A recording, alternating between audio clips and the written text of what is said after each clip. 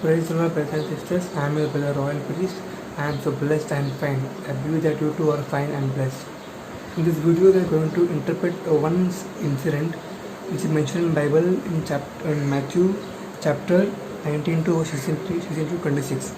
And I will say the incident in short. In that incident, what happens is a young man comes to Jesus and says, I have followed all the law, so now can I enter the heaven. And then Jesus says that go and sell all your properties, all your materials, then you will be then you come and follow me. So as the incident, after seeing the incident, many people say that see, rich people can't enter the heaven. If you have some material blessings, you have to sell it. Then only you can come closer to God. Then only you can talk to Jesus. Then only you can enter into heaven, or then only you can be saved. You can get salvation. So many people interpret it in that way. But actually, what was Jesus actually tried to say this? We are going to see where to interpret in by getting to many similar incidents. It's always better to see similar incidents in Bible and getting all one and getting interpreting. So we are going to also see several incidents where Jesus met with some rich people. So first we will go to the first incident, first miracle of Jesus, the marriage of Cana. It's written in John chapter 2, verse 1 and so on. And there what happened, there was a marriage in village of Cana, and there Jesus and his disciples were invited. So they go and they have feast. After that, what happens in that marriage, the wine gets finished. So there comes, we know what happened. Then servants come, they speak and what happened, and then Jesus does the miracle, and the wine gets increased. So the point I have to say is, if poverty or if lacking was God's will, if lacking represents holiness, if lacking represents goodness towards God, Jesus must have not increased the wine. He must have just left the marriage, or must have just did nothing by saying that lacking is a sign of holiness, it's a holy marriage, or getting poor, being poverty is a sign of poverty. So you are going in the right way. No, he didn't say that, but he did miracle, and he fed everyone. Even the verse says that the wine which Jesus made by miracle was better than the first wine. This one point I'm putting you before. And second incident, we go to this second incident. It's an incident where Jesus feeds 5,000 people, 5,000 people plus. In there, with 5 loaves and 2 fishes, he feeds more than 5,000 people. This incident is written in Matthew chapter 14, verse 13 to 18. I will say so what happens. In that, Jesus goes to certain place, and the even multitudes also follows him. So there what happens is, Jesus saw that people were coming behind him. So the disciples even saw that and said that this is a very remote place, this is a very village place. So let them go and go to city place and let them buy the food and let them eat. So Jesus said that no, we are going to you give them something to eat. The disciples says that you only have 5,000 to go. What we can do? So what the point is, if holiness is represented by lacking, if lacking or being poverty or being having nothing represents holiness or represents goodness or represents relationship with God, Jesus must have said, yes, let them go with the empty stomach, let them go with lacking, because that is what represents the holiness. No, Jesus didn't say, but just instead in 5 verses he fed everyone. He fed everyone till they were fulfilled. Even we know that 12 baskets were amen. It means Jesus fed them fully. Even after feeding them fully, 12 baskets were remaining. So the point is, Jesus didn't say that lacking is holiness or poverty is holiness, but he instead fed everyone. He fed everyone till their stomach was full, and even gets remaining from that. This is one more point. And third incident I will mention is that it's a centurion. He meets a rich man. So we go to the incident, we read that Matthew chapter 8 verse 5 to 13. I have to mention that one thing which he said. So Jesus, first I will give you overview of the incident. What happened is, centurion comes and says that my servant is sick, please heal him. So he said, shall I come to your home? So he says, no, I am not worthy that you should come into my room. So Jesus said very very interesting that thing there. Matthew chapter 18 verse 10. So here Jesus, he says that you are not worthy to come in my place. So Jesus replies very interesting. So you have to take over with that. The centurion is very very rich man.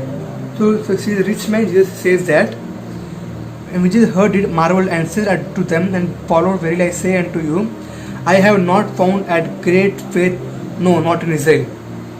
Seeing a rich man, he is saying that I have not found a great faith like this centurion has. It means that our relationship with God, our bond with God is not represented by our bond is represented by what we have, what we don't have, but it is completely represented by our faith, our heart towards God. The centurion came to the centurion came and searched for Jesus. He came and searched for God. It means he is giving first place to blessing, a blesser, not to the blessings. Even the centurion was a very rich man, but he gave first place to Jesus. He humbled before Jesus by saying that I am not worthy to you. It means he is humbling himself before God. So the point I am making here is that richness or blessing doesn't portray our blessing, our relationship with God, but our heart and attitude, our behavior, our heart towards God is a thing which we have to take in mind. So now by seeing all these things, we are going to the main incident. That is Matthew chapter 19 verse 16. We will go to that incident. Here the young man comes. He says, good master, what good thing shall I do that I may ever enter eternal life? I also say that I have for all everything. Yeah, he mentions everything. So Jesus says that all these things are yours. Yeah. If thou wilt be perfect, go and sell that thou hast and give to the poor, and thou shalt have treasure in heaven, and come and follow me. He says that go and sell your properties and come and follow me. So that young man gets sorrowful and goes to his house. So I am totally convinced that why did Jesus here said that go and sell properties? Jesus said here go and sell properties only because testing is priority. Whether the young man is giving priority to the God or his blessing. So you are testing him by saying that go and sell the property. Even if we see in Old Testament, then likewise similar incident happened. God tests Abraham. God trials Abraham by saying that give a son to me, sacrifice a son to me. So Abraham gave first place to God. He goes to sacrifice his son. Just Abraham takes the knife to kill his son. God says, stop, don't do that. So I am totally convinced that even he would have done the same thing. So when the young man would have completely obeyed to Jesus and would have gone to sell the property, Jesus would have said, no, don't do that. So Jesus was just tasting his priority. Was he giving priority to the God or his blessing? But here that Abraham failed in Abraham didn't fail. He passed in test, but this young man failed in test.